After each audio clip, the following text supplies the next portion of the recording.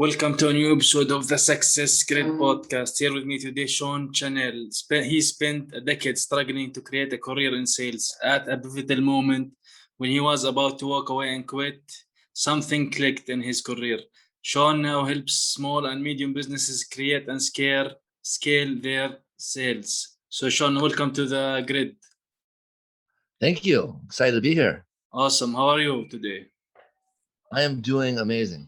How about Awesome. yourself? I'm great. Great to be here with you today. Awesome. So, Shawn, tell us a little bit about who you are and your story, because, like I mentioned earlier, like you had some struggles in sales, and now you basically drive small businesses and medium into sales. So, tell us a little bit about your story and where are you now? Yeah. I started off living in a small town, kind of a country town, not a lot of opportunity.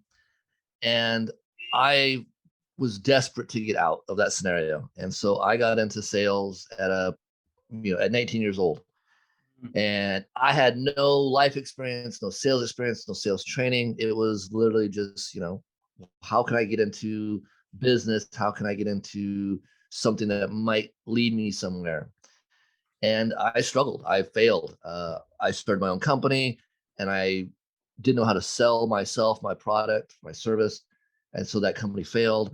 Then I tried my hand at real estate, tried my hand at car sales. I did a couple of years doing door-to-door sales, and I struggled. And then all of a sudden, through all of this trial and error over the course of 8 years, I figured out a sales methodology, a sales method, strategy that worked for me. And I transitioned into technology sales, and all of a sudden, I just kind of, took off. My career took off, and I was selling a ton, and all of a sudden, now I'm being asked to help other people sell. So I moved into a sales leadership role, which eventually then led me to a sales training role. And all of this led me to start my own company focused on helping small businesses start and grow their sales organizations. A lot of small business owners act as the primary salesperson, and I work with a lot of those to help them become better at that aspect. But for them to really scale, they have to get out of the sales role as the owner and hire a sales team. And I help them make that transition as well. Cool, awesome. So you mentioned like you went sales door to door. I kind of worked for that for a while, and it was brutal. Let's just say that. Yeah, it's crazy. Yeah. I mean, you don't realize, I think, how challenging door to door sales is until you do it. Yeah. And people are not nice. I had the cops called on me. I had guns pulled Really? on me. Oh. People let their Yeah. dogs, Yeah. out. Because people, especially if you are going at homes, people just sitting there not expecting anyone, just knocking. Oh, I have something that you might need. But some people were nice to me. I had some issues like this, but some people were nice. Some people invited me in. I don't know. I guess they were bored, wanted to talk to some people. So Yeah. yeah. What kind of struggles? What struggles did you have exactly with when you started out in that type of sales and sales in general? Well, I think the biggest struggle for me is, by nature, I'm more introverted. I'm not outgoing. I'm not Mm.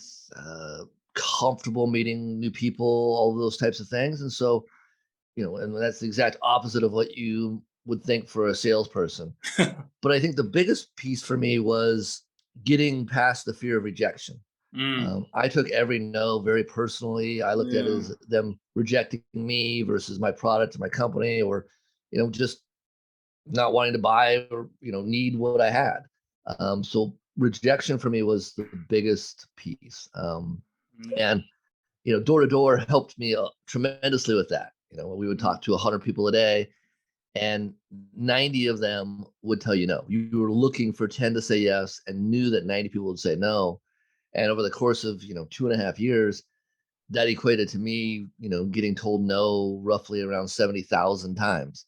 Ooh. 70,000 no's.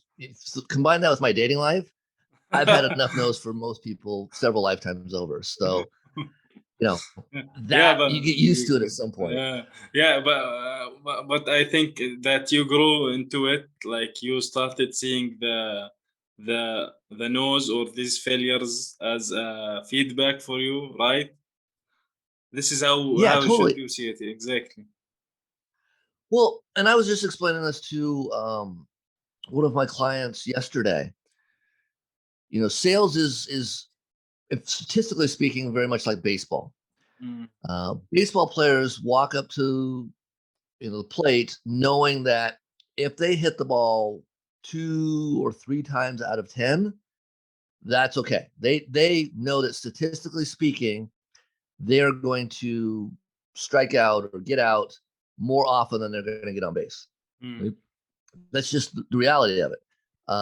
You're not going to hit the ball more often than you get out. And that's sales, right? We can't expect that we're going to close every single person. We can't expect that we're going to sell to every single person. In fact, statistically speaking, if we can sell to 3 out of 10 people, we're doing pretty damn good. We're doing enough. We're going to hit our quota. We're going to make money.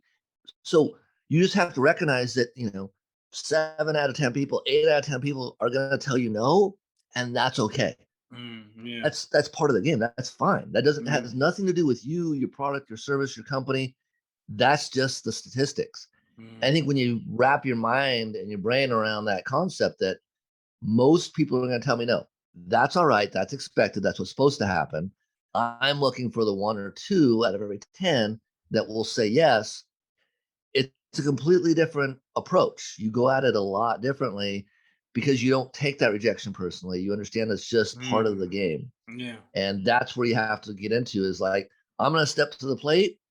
I'm going to try my hardest to hit the ball, but I'm not going to cry if I don't because I'm not supposed to, right? Like, yeah. statistically speaking, I'm supposed to get out way more often than I get on base. Mm. And that's, what you have to think about from a sales perspective. Yeah. So what let's say what advice would you give the new salespeople, especially like you mentioned, maybe the ratio of rejection is higher, and when someone is new enters, they see that and they get frustrated. But they should also at the same time understand that, like we said earlier, that rejection is feedback, and also they should try to keep a relationship with the customer even at the start of it, because maybe the customer does not need what you are selling right now. Maybe he will need it like 6 months from now, right? So, what advice would you give new salespeople around that? Well, I think you just brought up a great point. First off, you have to understand that, just because they're saying no today doesn't mean they're saying no forever. Mm. Lots of times there's potentially a money challenge, there's a timing challenge, there's a unrecognized need challenge. They may Yeah, even need your product or service. They just don't know it yet. yeah, exactly. But if you focus on them, and that's, from a sales perspective, my biggest approach is I don't push my product or service on companies. It's Mm. I focus on what their needs, wants, goals, challenges, really what their objectives are. If I understand what their objectives are, then together we can figure out whether I align with them or not. And if I don't, then it's not really even a rejection. It's just there's no need for my product or service. And if there's no need, well then I'm well, what am I gonna do? Yeah. Right? If I focus on them and there is an opportunity for me to help them and we've come to that conclusion together, then I don't really have to sell them. Right? They're just like, well, we have this challenge that we're trying to figure out how to solve for. It sounds like you can help us. Let's do business together. Mm. And that's really what it should be. Sales should be a mutually beneficial agreement between two parties, Yeah. but it starts with the client. They have to have a need, a want, an objective that you can fill. And so you have to figure that out together through the course of conversation, questions, etc. Yeah. Exactly. So you mentioned like sometimes the person who owns the company might be starting out by himself, and later on the thing the for example the company gets bigger and you will have to get like salespeople, sales force into the team. So what is the difference between management and leadership in your opinion? Oh, geez. I actually do a lot of leadership coaching, leadership development training as well. Mm, And when you just said the two words management and leadership are vastly different. Leadership is about helping people find the path that we want them to go on. Right? There's a direction that we're heading as a company, as a team, and it's helping them find that path for themselves. Right? mm, That includes setting the pace, that includes coaching, that includes uh, inspiring them when they need that kind of inspiration. mm. Management's the you know paperwork, management's the time cards, management's the the non-people side really of being a boss in my perspective. Yeah. So there's you have to manage people to a certain perspective, right? There's that aspect when you're managing teams and managing people, you're going to have to manage, but really you should focus on leadership. And if you focus on the leadership, it will minimize the amount of management you have to do, because people will want to excel, people will want to perform, people will want to improve. And Mm, so you won't have to manage them. They'll already have those things in them that they want to succeed. And so then it's really about coaching and helping and guiding and partnering versus, managing. yeah, because because mostly in the whole world, sales about mainly about the commissions that the salesperson get. It's not about the basic salaries. Even I saw a lot of companies who are specifically work in sales with their door to door or whatever kind of sales they do. They some of them give the minimum wages of that country, and some of them I don't know they didn't give even that. So I don't know if that's against the law, I guess, but because they tell the person that want to be in sales is that you are going to get big fat commissions if you do the sales, right? Yeah. Yeah, so what do you think of the some of the challenges facing people, sales people changing, like you mentioned, the owner from the person transforming into the leadership role, from sales to leadership? What are some of the challenging in this transition could be? Yeah. So, I mean, a lot of business owners, they sell through their passion. When you think Mm, about, starting your own company, it's typically because you've learned a craft over the course of, several years, or, and you're typically very passionate about what it is that your company does. And so a lot of business owners, when they sell, they may not even have any sales training. What they have is a passion uh, for their product or service. They've got the determination to be successful.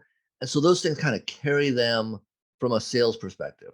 mm, Then they think, okay, I need to sell more. And so they hire a salesperson. Well, oftentimes they've never hired a salesperson, so they don't even necessarily know what to look for from a sales perspective.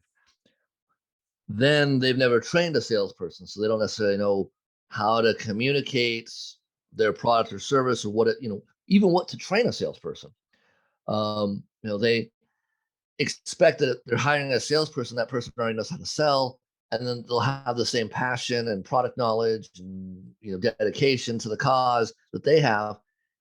And so they then struggle to lead or manage those people. So mm, there's a lot of different aspects when it comes to scaling out that, as a business owner, even if you think through those things and understand what it takes, the likelihood is that you've never done it. And we all know that anything we've never done, odds of success are pretty minimal, right? It's not that we can't be successful. They're just probably not going to be successful the first time. yeah. And so I work with a lot of business owners who've hired, half a dozen salespeople, but they get them in the door, and after 3 months or 6 months or maybe even a year, they end up having to let them go because they're not selling at the level needed. Mm, And so there's this constant churn, and they're running a business, and in the meantime, they're trying to pay for those salespeople, so they have to sell more instead of less. So they're more focused on selling versus coaching, training, developing.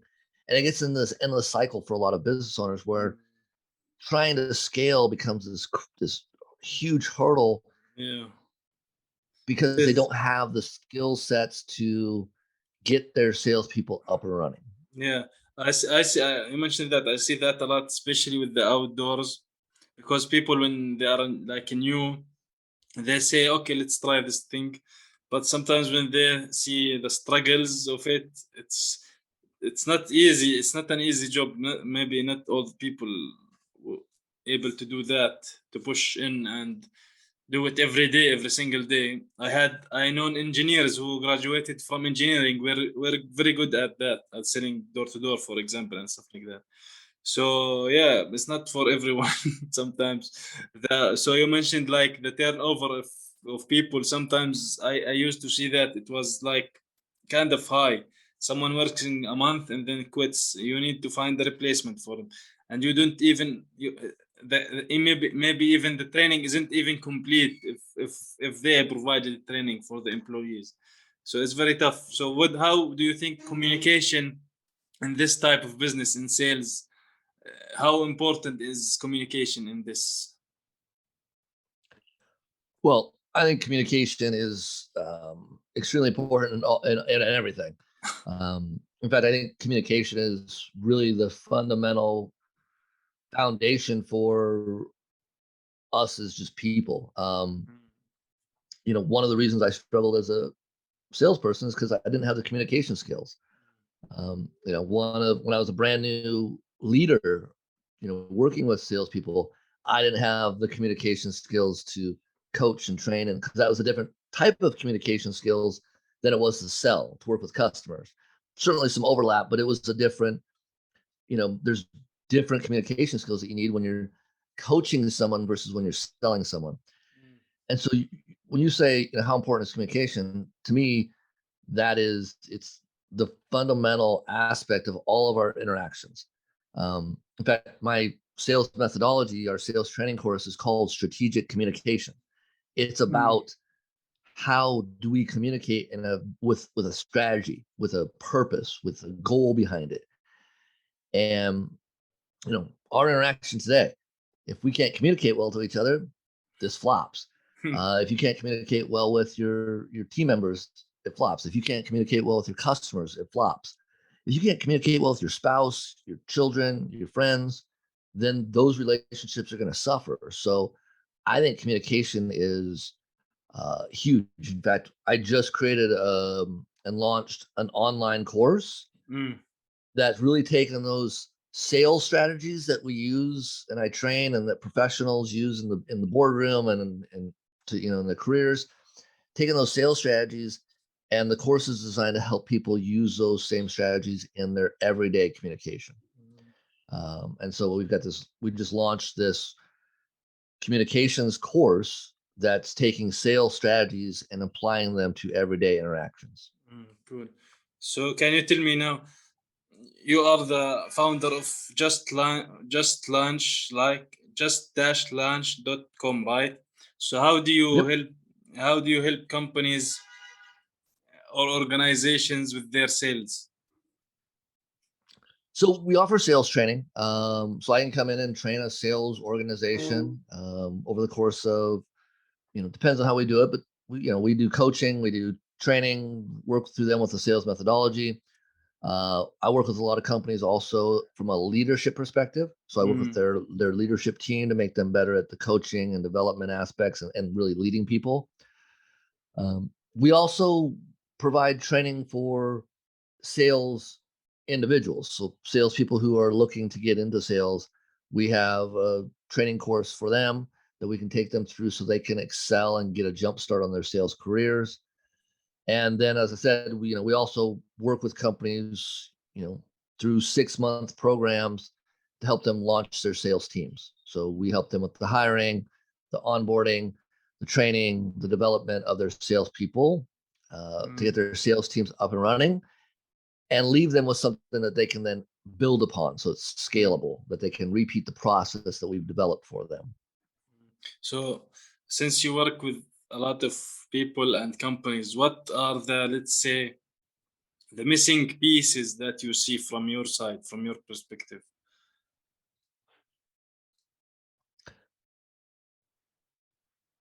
Well, I mean, at the end of the day, it really comes down to education. Mm. Again, it's whether you're just breaking into sales, you need to be educated. Like you have to get coached. You have to learn what works and what doesn't work, and that takes time. So having a mentor, having a partner, having a coach, having someone to work with you to share experiences and knowledge is hugely beneficial at an individual level. But that same mentality, that same process applies to business owners as well. Again, hiring that salesperson may be something they've never done. Training that salespeople may be something they've never done. So, it really comes down to everything that we do, we have to learn. And, that takes time. And the easiest, fastest way to do that is to work with someone who's gone through it before. And one of the things that I think helps me resonate with a lot of business owners as well as salespeople is I wasn't naturally good at this stuff. I had to learn a process. So, if you're naturally good at something, you may not understand what it takes to be good at it because it just comes naturally to you, right? We don't think about how we breathe. We just breathe, right? We don't understand the process. We don't put thought into it. So if we had to coach someone how to breathe, it would be hard for us, right? Good salespeople, natural salespeople, don't necessarily know what makes them good. They just do it. In fact, they may not say the same thing twice ever. So if you never say the same thing twice ever, how do you help someone else have that same level of skill? And so that's where I know I struggled trying to learn from a lot of salespeople is they were just good at it. They just knew they just did what they did. And so I'm like, how do you work with a client? They're like, you build relationships. I'm like, how do you build relationships when no one likes you? And they're like, what do you mean no one likes you? Everyone loves us, right? And they didn't know how they built relationships. They just built relationships because it was natural to them. Mm. And we actually walk people through what questions do you ask? What do people look for? Right? How do you build a relationship? So when you've struggled with something and then gotten good at it, you have a much higher level of detail on what it takes to go from bad to good versus someone who's just always been good at it. Yeah. But at the end of the day, to answer your question, it just comes down to the education aspects. Yeah, everyone should keep learning, especially their craft. There is nowadays with the internet and everything, there is something new in every aspect of communication, sales, marketing, whatever it is. There is something new every day. There are a lot of things to learn. Everyone needs to keep improving every day, right? It's a, like you mentioned earlier, it's a process. It does not just happened overnight. Yeah. So, what would you say one takeaway from this episode would be? Oh, geez. Well, I mean, at the end of the day, I think you just nailed it. Learn, improve. Um, One of the phrases that I have tried to take out of my vocabulary being a parent is the terminology grown up.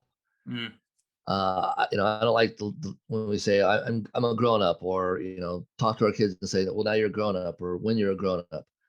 Grown up implies you're done growing, like you've got there, you've achieved. And what I've learned, especially over the last year and a half, is we should never be done growing. We should never be stop learning. We should never stop trying to improve.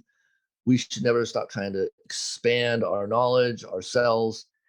And so we have to just accept that we're not perfect. We'll never be perfect. It's okay if we fail. It's okay if we struggle. There's like you said, there's feedback in that yeah. rejection from a sales call or the rejection from a new event in life, dating, job interview, all of those things. You can learn from those things. And if we approach life as an opportunity to grow and expand, then we will do so. Mhm. And if we do so, we'll find ourselves in better and better situations, and we'll find our life continually improving as we grow and are capable of handling, those new situations. So, Exactly. um, you know, it's about just keep going, right? Yeah. Just launch yourself forward every single day, and you will find success. Awesome. Speaking of just launch yourself, where can people find you and your business? Yeah, they can. They're interested in our online course. They can go to justlaunchvideos.com. That's justlaunchvideos.com all together. They can go to just-launch.com to find our website for the business consulting aspects. And they can also check out our podcast, which is called Just Launch. So Awesome. available on all the platforms out there. Awesome. Just lunch. I love that. I love it's short and to the point. Great name. Well, thank Thank you, you. Sean. Thank you for being here with me today on the Success Grid podcast. Thank you for having me. It's fun. I feel blessed to be able to be here. Thanks.